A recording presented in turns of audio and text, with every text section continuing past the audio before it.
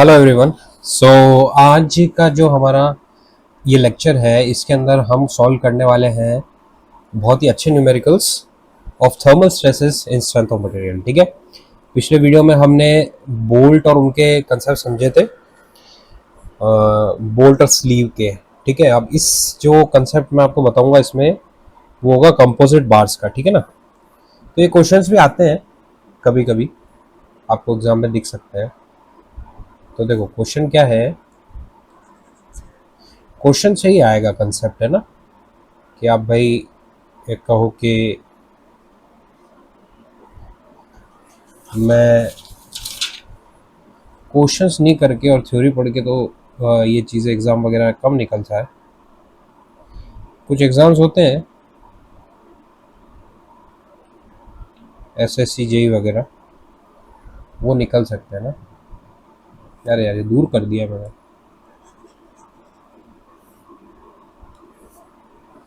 बराबर है ना।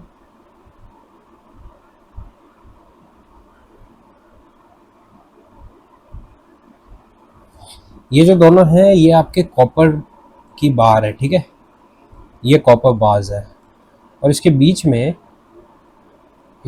में ऑलमोस्ट सेंटर में ये आपकी किसकी है, ये स्टील की है। ठीक है, इस तरीके की कंपोजिट बार्स दे रखी है ना। तो कॉन्सेप्ट हम वही वाला रखेंगे जो हमने, क्योंकि बार बार चेंज नहीं करेंगे, जो हमने यूज किया था इन बोल्ट एंड स्लीव में। बोल्ट एंड स्लीव में जैसा किया था ना, सेम टू सेम उसी कॉन्सेप्ट से करूंगा। ठीक है, अब क्वेश्चन क्या कह रहा है वो देख लो।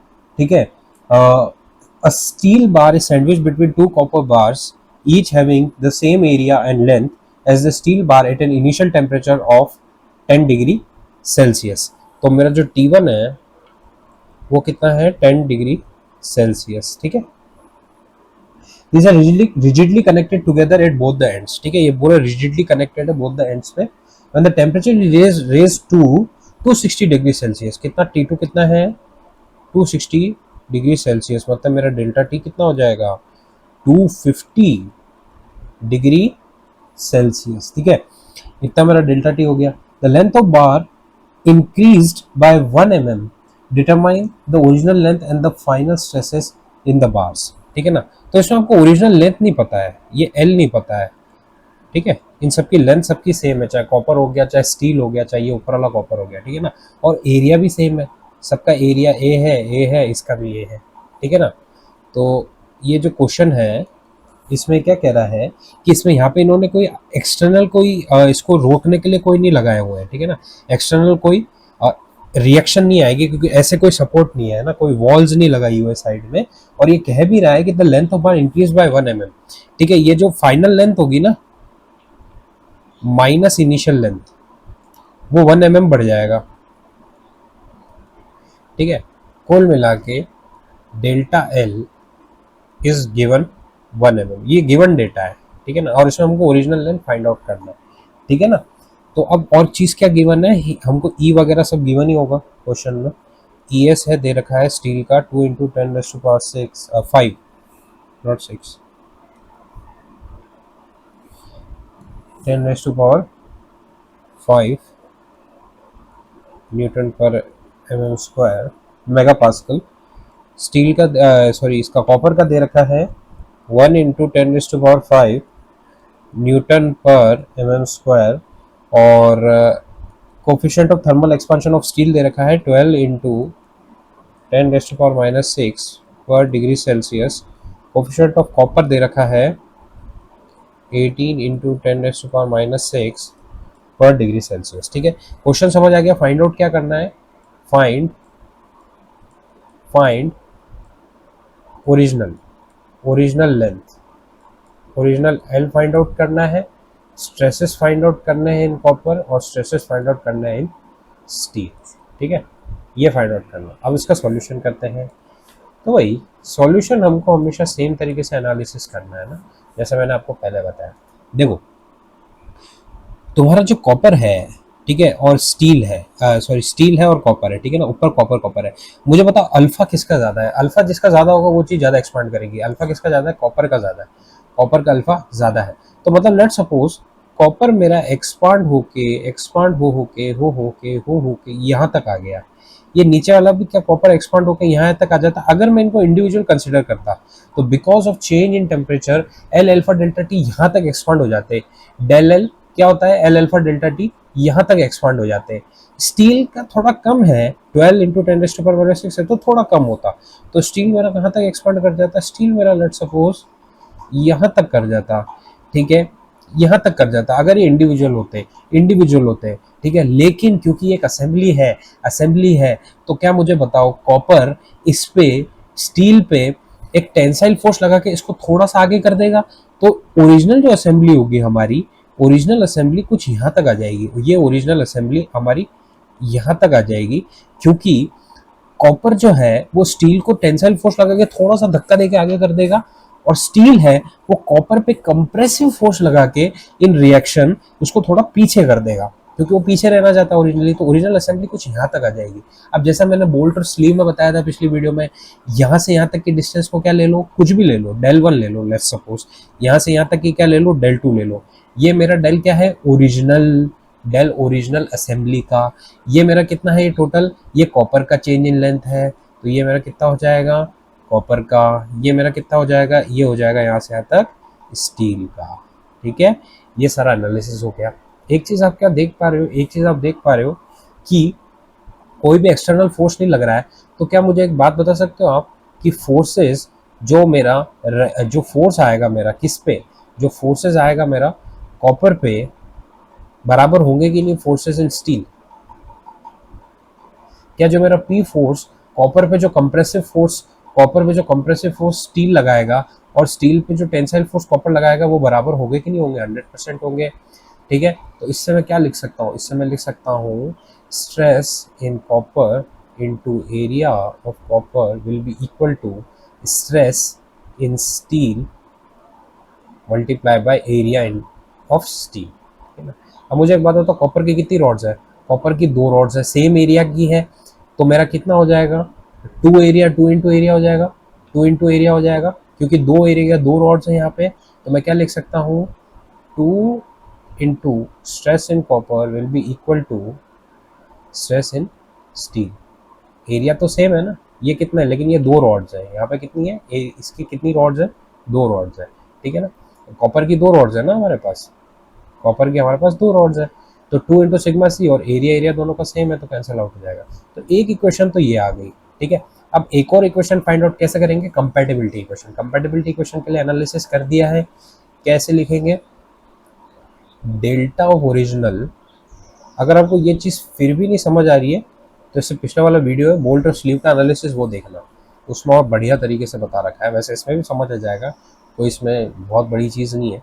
तो ओरिजिनल जो मेरा कितना हुआ, ओरिजिनल यहाँ तक आई असेंबली, तो उसको मैं कॉपर के टर्म्स में कैसे लिखूंगा, L alpha delta T, L alpha of copper delta T minus कितना दबा देगा, पी एल बाई ए।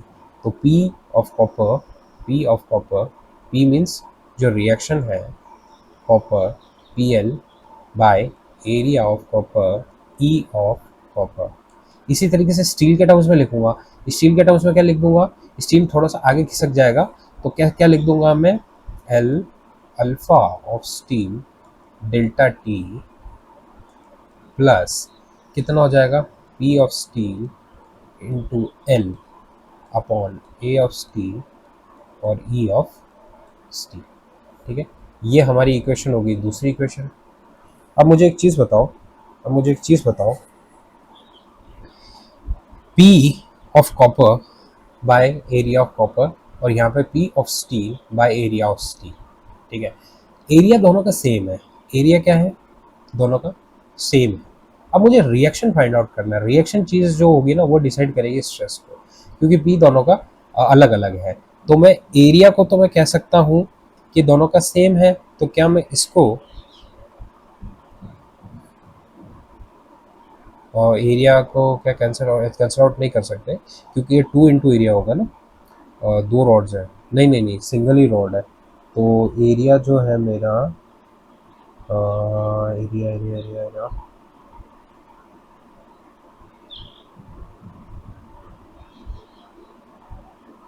इसको स्ट्रेसेस के टर्म्स में लिख देना, इसको स्ट्रेसेस के टर्म्स में लिख देते हैं, क्योंकि एरिया को गिवन नहीं है, तो आप स्ट्रेसेस के टर्म्स में लिख दो इसको।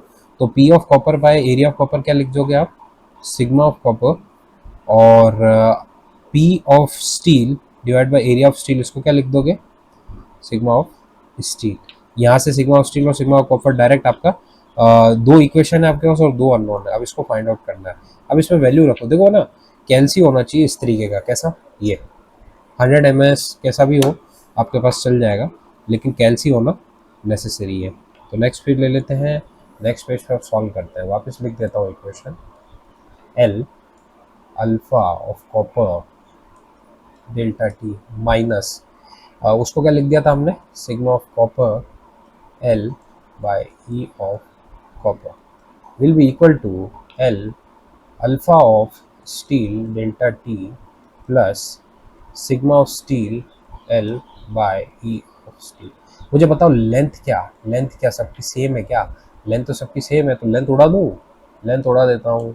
अब बचा क्या, अब बचा क्या, अब मुझे इन दोनों को लेना है। एक काम करो, इसको उधर ले लो, सिग्मा स्टील को, सिग्मा कॉपर को उधर ले लो, है ना, सिग्मा कॉपर को उधर ले लो, उसको इधर ले लो, तो कितना हो जाएगा, alpha of copper minus alpha of steel, और डेल्टा टी तो मेरे पास है ही है, है ही है, और इसको मैं अगर उधर लेता हूँ तो sigma of steel by E of steel plus sigma of copper divide by E of copper. ठीक है, अब अल्फ़ा बताओ मेरे को, अल्फ़ा ऑफ कॉपर कितना है, अल्फ़ा ऑफ कॉपर मेरा कितना 18, 18 ये कितना बच गया 6, 6 इंटू 10⁻⁻6, और डेल्टा टी मेरा कितना है 250, तो 6 इंटू 250 इंटू 10⁻⁻6, और सिग्मा ऑफ स्टील ये फाइंड आउट करना है। ई ऑफ स्टील कितना है, ई ऑफ स्टील है मेरे पास 2 इंटू 10⁻5 मेगा पास्कल। ठीक है, तो ई ऑफ कॉपर कितना है, sigma of steel 2 into steel क्या है 2 इंटू 10⁻5, और कॉपर है 2 इंटू 10⁻5, और ये कॉपर का है 1 इंटू 10⁻5। अब ये सब किस में है, मेगा पास्कल में है, तो आपका आंसर किस में आएगा, मेगा पास्कल में आएगा, मतलब न्यूटन पर एमएम स्क्वायर में आएगा। तो ठीक है, आंसर न्यूटन पर एमएम स्क्वायर में निकाल लो, और जो स्ट्रेसेस के आंसर है यहाँ लिख देता हूँ, स्ट्रेस आपको न्यूटन पर एमएम स्क्वायर या फिर मेगा पास्कल में चल जाएगा। ठीक है ना, यूनिट्स यूनिट्स बड़ी इंपॉर्टेंट होती है। ठीक है, अब क्या करो आप यार, यहाँ से 10⁻5 कॉमन ले लो, 10⁻5 कॉमन लेके इधर भेजोगे मल्टीप्लाई में, क्या हो जाएगा 6 इंटू 250 इंटू 10, ये बच जाएगा ना, 10⁻⁻1 बच जाएगा, है ना, कितना बच जाएगा 25, ये 25 हो जाएगा, ये 0 से ये 0 हट जाएगा, तो 6 पंचो 30, 6 दूनी 12, 12 13 14 15 150, और अब मेरा ये बचेगा सिग्मा स्टील बटा 2 प्लस सिग्मा कॉपर, ये बच जाएगा मेरा। ठीक है, ये बच जाएगा कि नहीं बच जाएगा। अब मुझे एक बात बताओ, यहाँ से ये जो फर्स्ट इक्वेशन है इससे क्या लिख सकता हूँ, 2 into sigma copper, sigma steel by, मतलब सिग्मा कॉपर की वैल्यू लिख देता हूँ sigma steel by 2, sigma copper की वैल्यू लिख देता हूँ सिग्मा स्टील बाय 2, तो 150 sigma steel by 2 plus sigma steel by 2, कितना हो जाएगा, ये 2 कॉमन आ जाएगा, तो सिग्मा स्टील मेरा कितना हो जाएगा, ये 150 है, सिग्मा स्टील कितना हो जाएगा 2 इंटू सिग्मा स्टील, तो ये सिग्मा स्टील 150 आ जाएगा न्यूटन पर एमएम स्क्वायर या फिर मेगा पास्कल लिख सकते हो। इसी तरीके से सिग्मा कॉपर क्या आ जाएगा, सिग्मा कॉपर क्या आ जाएगा मेरा, सिग्मा कॉपर क्या आ जाएगा 75, 75 आ जाएगा कि नहीं आ जाएगा, 150 आया, सिग्मा 75 न्यूटन पर एमएम स्क्वायर या फिर मेगा पास्कल। ठीक है, तो आंसर्स देख लेते हैं 75 और 150। ठीक है, ये आ गया। अब एक चीज़ और फाइंड आउट करनी थी हमको, ओरिजिनल लेंथ। ठीक है, ये तो स्ट्रेसेस तो निकाल लिए हमने, स्ट्रेसेस कैलकुलेट कर लिए, अब हमको ओरिजिनल लेंथ फाइंड आउट करनी है। ओरिजिनल लेंथ कैसे करेंगे, देखो तुम कोई सा भी ले लो, तुम कॉपर ले लो, देखो इसमें देख लो, तुम कॉपर ले लो, तुम स्टील ले लो, जब इसका ओरिजिनल जो असेंबली का एक्सपांशन होगा तो लेंथ क्या उसकी आएगी, फाइनल लेंथ क्या आएगी, फाइनल लेंथ मतलब फाइनल इसका डिफ्लेक्शन कितना आएगा, डेल एल क्या है, 1 mm है, 1 mm है ना। चेंज इन लेंथ कितना है, original minus final minus initial, वो कितना है 1 mm, ये गिवन है क्वेश्चन, ये गिवन है क्वेश्चन। तो इससे भी तुम निकाल सकते हो change in length 1 mm given है, मतलब फाइनल असेंबली की जो रॉड्स की चेंज इन लेंथ आएगी वो 1 mm आएगी। तो क्या मैं इसको कॉपर के टर्म्स में लिख दूँ, तो कॉपर के टर्म्स में लिख दो। तो कॉपर के टर्म्स में कैसे लिख सकते हो, L alpha delta T, alpha copper है ना। और कॉपर में किस तरीके के स्ट्रेस आए थे, कॉपर में किस तरीके के स्ट्रेस आए थे, कॉपर में आए थे कंप्रेसिव स्ट्रेस। तो minus sigma C U P L by E of copper, क्या ये 0 होगा, सॉरी क्या ये 1 होगा,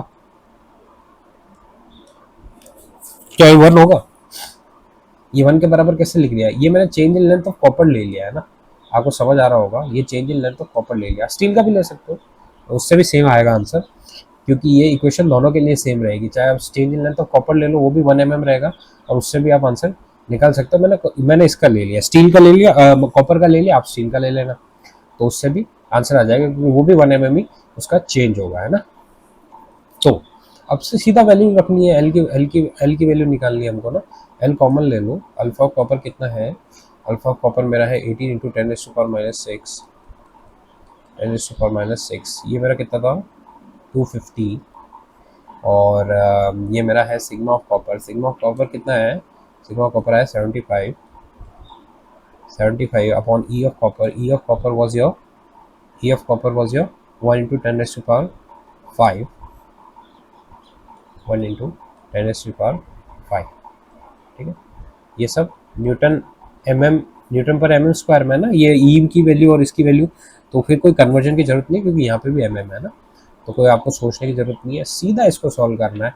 सीधा कैसे सॉल्व करोगे भाई, सॉल्व कर लो कैलसी से कर लो, कैलसी में रख देता हूँ 18 इंटू 250 कितना है 4500, मतलब टीचर 0.45 इंटू 10⁻⁻2, ये हो जाएगा 0.45 इंटू 10⁻⁻2, ये इसको इस वाली चीज़ को कैलकुलेट कर रहा है, और ये हो जाएगा माइनस 75, अरे 0.75 इंटू 10⁻⁻3, 0.75 इंटू 10⁻⁻3, ठीक है। तो ये इसको कर दो आप, माइनस कर दो, तो कितना हो जाएगा 4.5 में से 0.75 गया, कितना बचा 4.5 माइनस 0.75, ये आपका बच जाएगा 3.75 इंटू 10⁻⁻3, और जब ये इसके नीचे जाएगा तो 1 डिवाइडेड बाय 3.75, और ये ऊपर चला जाएगा 10⁻3, तो इसका कितना हो जाएगा डिवाइडेड बाय 3.75, 266.67, 266.67, तो आपका ओरिजिनल लेंथ कितना आ गया 266.67 mm, ठीक है। ये आप कैलसी से कर सकते हो इजीली, है ना, ओरिजिनल लेंथ आपका ये आंसर आ जाएगा, जो क्वेश्चन में पूछा गया था ओरिजिनल लेंथ कितना है, और हमने स्ट्रेसेस तो निकाल लिए। तो इस तरीके से कर सकते हो। एक दो क्वेश्चन और लेते हैं, अच्छे वाले क्वेश्चन लेते हैं, जैसे एक लेते हैं, अभी तक हमने देखा था यूनिफॉर्म चेंज इन टेम्परेचर वाले क्वेश्चन देखे थे, अब देखते हैं नॉन यूनिफॉर्म वाला, ठीक है ना, नॉन यूनिफॉर्म वाला देखते हैं क्वेश्चन।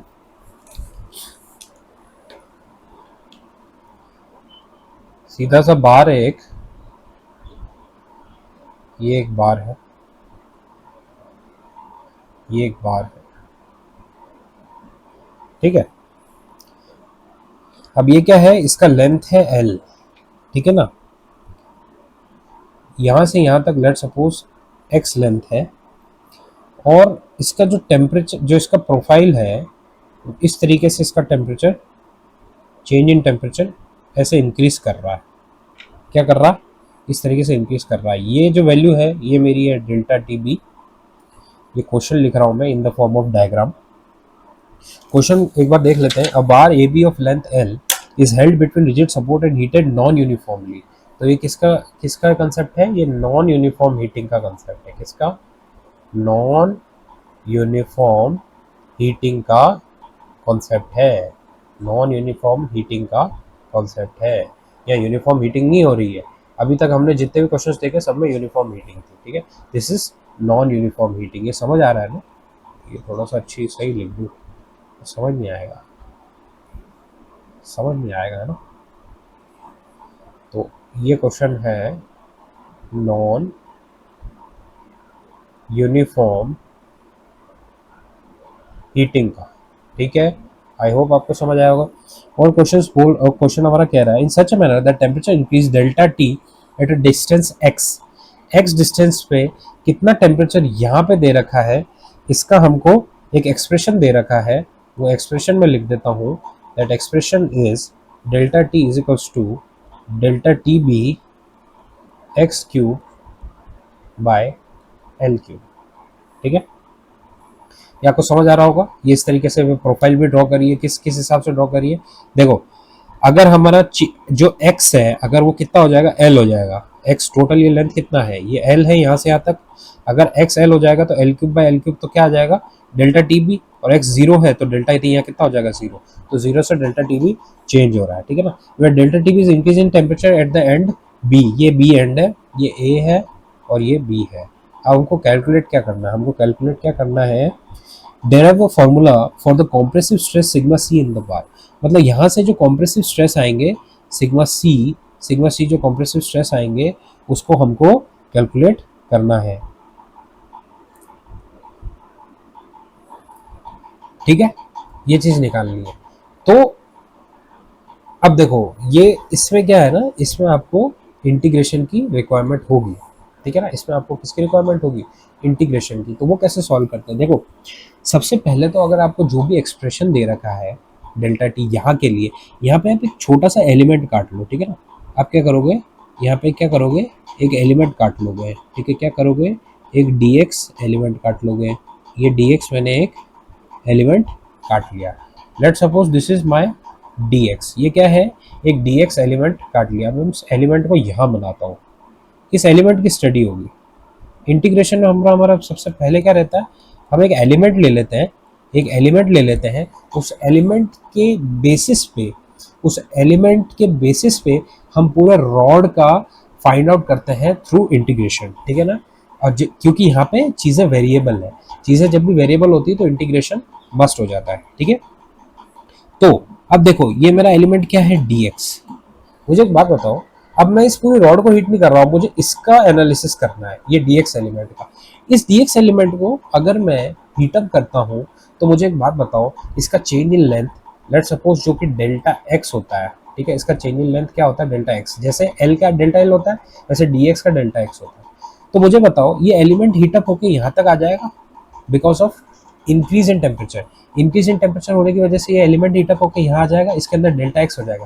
मुझे एक बात बताओ, डेल्टा एक्स को मैं क्या लिख सकता हूँ, डेल्टा एक्स को मैं क्या लिख सकता हूँ, डेल्टा एक्स को मैं लिख सकता हूँ L alpha delta T. L यहाँ पे क्या है, D x alpha delta T. L alpha delta T मैं लिख सकता हूँ वी एक्स को for this small element, for this small element. अब मुझे एक चीज बताओ, मुझे एक चीज बताओ, मुझे डेल्टा टी क्या दे रखा है, डेल्टा टी मुझे दे रखा है delta T B X cube L cube. क्या है, delta X is equals to D X into alpha. Delta T क्या दे रखा है, delta T B into X cube divided by L cube. ये मुझे दे रखा है। अब मुझे क्या करना है, मुझे यही चीज इस पूरे के लिए फाइंड आउट करनी है फ्रॉम जीरो टू एल। तो मैं इसको जीरो से एल इंटीग्रेट कर दूं क्या, तो अगर मैं जीरो से एल इस डेल्टा एक्स को इंटीग्रेट कर दूंगा तो यहाँ भी मैं जीरो से एल कर दूंगा।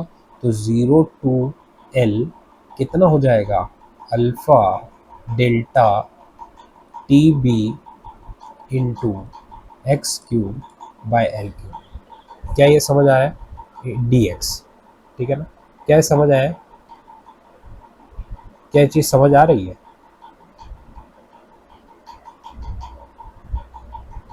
अब मुझे एक चीज़ बताओ, इसमें आ, मेरा क्या है, वेरिएबल x है ना, बाकी सब कांस्टेंट है, तो मैं बाकी सब बाहर ले लूँ, ये चीज़ें मैं बाहर ले लूँ, ये मैं पूरा बाहर ले लूँ, यहाँ से यहाँ तक बाहर ले लूँ। तो अब देखो यही कर देते ना, ज़्यादा बड़ा तो है नहीं। तो मैं क्या ले लेता हूँ, alpha delta T B by L cube, ये कांस्टेंट है, बाहर ले लिया।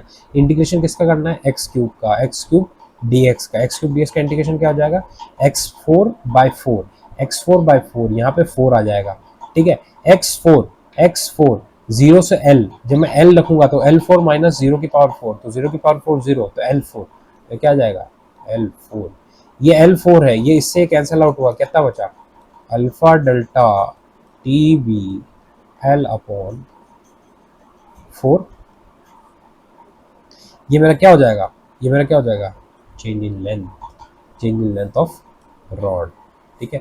ये क्या है, डेल एक्स के लिए जीरो से एल तक अगर मैं इंटीग्रेट कर रहा हूँ, जीरो से एल तक इंटीग्रेट कर रहा हूँ, तो total change in length of rod आ जाएगा ना। तो ये actually value of del L ही है, तो ये वैल्यू ऑफ डेल एल है चेंज इन लेंथ, ठीक है। चेंज इन लेंथ मेरा क्या आ गया, alpha delta T B L by four. Next page ले लेते हैं, हमारे पास चेंज इन लेंथ आ गया है alpha delta T B L by four. अब मुझे बताओ, चेंज इन लेंथ आ गया मेरे पास। इस तरीके का क्वेश्चन आप कर चुके हो, कितना रिएक्शन डेवलप होता है, ये रिएक्शन कितने सपोर्ट रिएक्शन कितने एक्सपेंशन को रोकता है, इसी एक्सपेंशन को तो रोकता है। तो डेल एल थर्मल, ये compatibility equation, del L thermal will be stop by del L force, force जो रिएक्शन फोर्स लगेगा वो उसको स्टॉप करेगा। तो alpha delta T B L by four will be stopped by P reaction, let's suppose P reaction develop हो रहे हैं यहाँ पे कौन से कितने रिएक्शन डेवलप हो रहे हैं, पी रिएक्शन यहाँ पे, तो पी यहाँ पे इक्विलिब्रियम से, ठीक है। तो पी इंटू एल बाय ए। अब मुझे बताओ पी बाय ए क्या है, पी बाय ए क्या है, पी बाय ए है स्ट्रेस, क्या है स्ट्रेस, जो कि कैसा है कंप्रेसिव, कंप्रेसिव। तो क्या मैं इसको लिख सकता हूँ, एल से एल कैंसिल कर सकता हूँ, हाँ। तो alpha delta T B into E by four क्या हो जाएगा, सिग्मा कंप्रेसिव, जो कि हमको फाइंड आउट करना था। ये हमारा क्या है, आंसर है, क्या है आंसर है। So alpha delta T B into E by four, this is my answer, ठीक है। तो अच्छा क्वेश्चन था, अच्छा क्वेश्चन था। अब एक क्वेश्चन और ले लेते हैं, एक अच्छा और ले लेते हैं ना, एक और ले लेते हैं।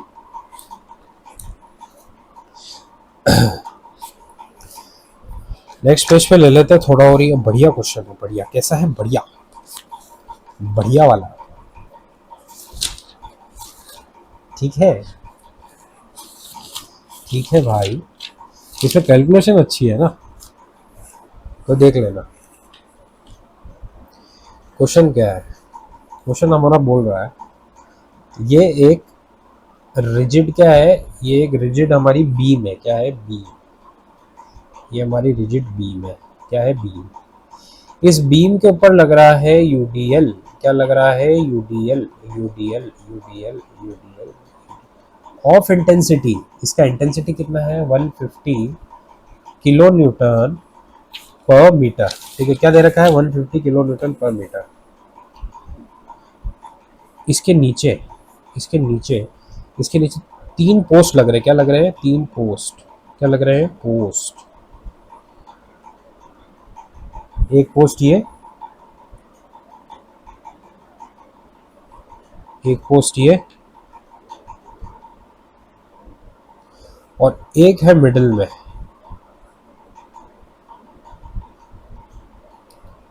किसका है मिडिल, और नीचे हमारा क्या है फिक्स्ड सपोर्ट, ग्राउंड, ग्राउंड कह सकते हो, फिक्स सपोर्ट कह सकते हो, कुछ भी कह सकते हो, ठीक है। ये 300 है यहाँ से यहाँ तक, यहाँ से यहाँ तक कितना है 300 mm, और यहाँ से यहाँ तक भी कितना है 300 mm, ये गिवन है हमको, ठीक है। ये कौन सा मटेरियल है, ये भाई हमारा मटेरियल है एल्यूमिनियम, ये है हमारा एल्यूमिनियम, ये है स्टील, ये भी है स्टील, ठीक है। इस पोस्ट का डायमीटर, सर्कुलर पोस्ट है, सर्कुलर पोस्ट, इसका डायमीटर है 60, इसका जो डायमीटर है, इसका डायमीटर है 40, इसका जो डायमीटर है, इसका डायमीटर भी कितना है 40 mm, ठीक है। स्टील, एल्यूमिनियम स्टील, ठीक है। इसके बाद ये लेंथ दे रखा है, ये लेंथ दे रखा है यहाँ से यहाँ तक, यहाँ से यहाँ तक मेरा कितना है 250 mm, ठीक है। और क्या क्या है भाई, अल्फा ऑफ स्टील दे रखा है, अल्फा ऑफ स्टील कितना है मेरा 12 इंटू 10⁻⁻⁶ पर degree Celsius. Alpha of aluminium ना, एल्यूमिनियम दे रखा है 7, नहीं क्या लिखा है,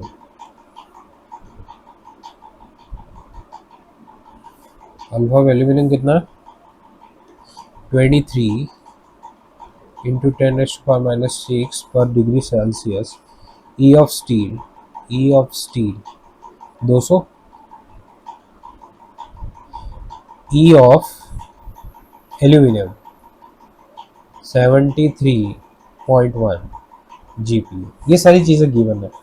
ये रिजिड बीम है ना, ये कैसी बीम है, ये कैसी बीम है, this is my rigid beam,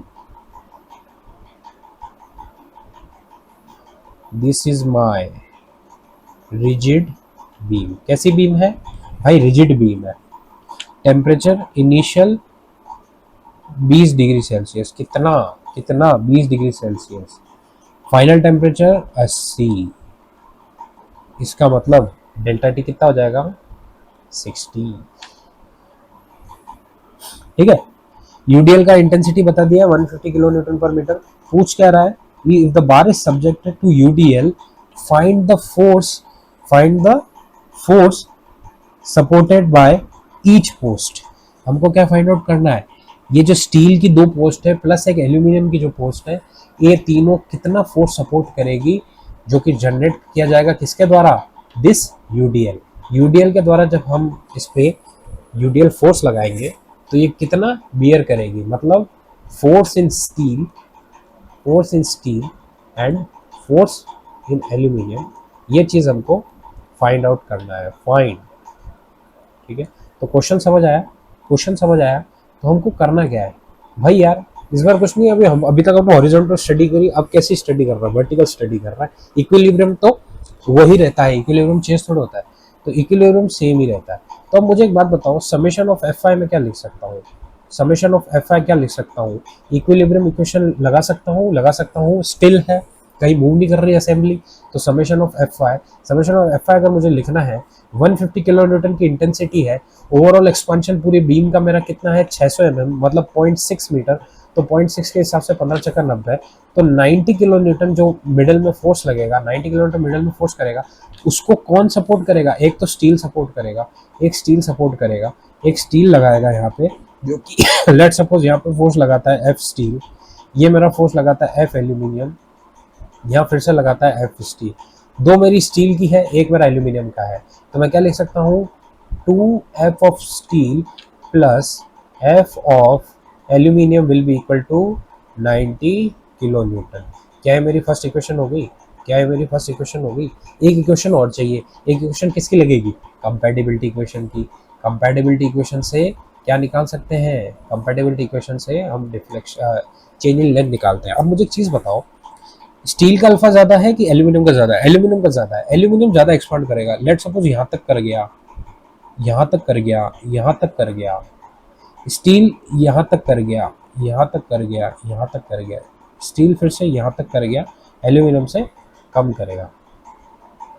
लेकिन क्योंकि ये बीम रिजिड है, तो मुझे बताओ इनकी जो फाइनल होगी, फाइनल जो चेंज इन लेंथ होगी, फाइनल जो चेंज इन लेंथ होगी, final change in length of steel क्या बराबर नहीं होगी final change in length of aluminium के, बराबर होनी चाहिए, बराबर होनी चाहिए, because this beam is rigid.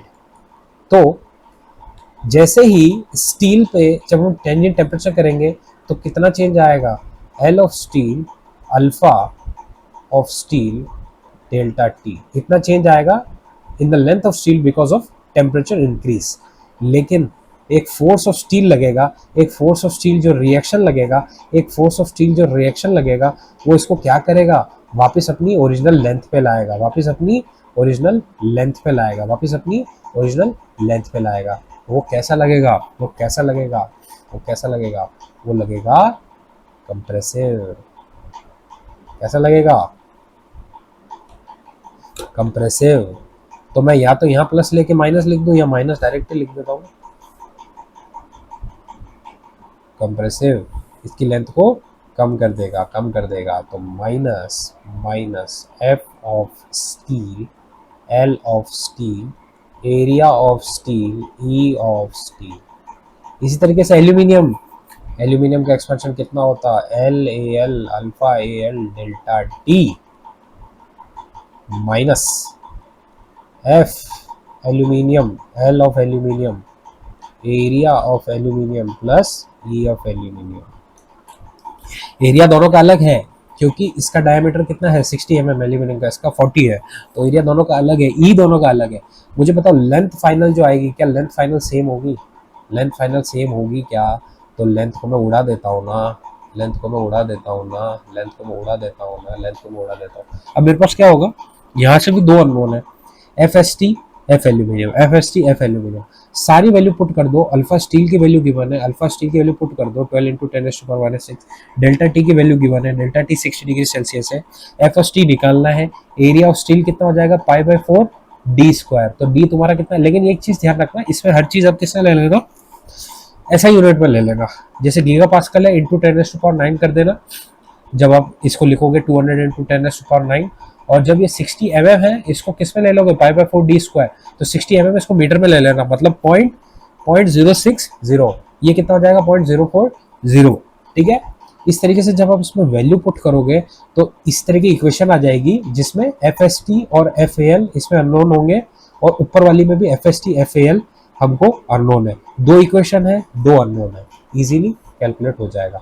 मैं आंसर बता देता हूँ, मैं आंसर बता देता हूँ आपका फाइनल जो एफ ए एल और एफ एस टी कितना आएगा। तो आपका जो एफ एस टी आएगा, एफ एस टी कैलकुलेट करने के बाद, एफ एस टी कैलकुलेट करने के बाद आएगा -16.46 किलो न्यूटन। एफ एल्यूमिनियम आपका कितना आएगा 122.929 किलो न्यूटन, या आप इसको अप्रोक्सीमेटली 123 किलो न्यूटन भी मान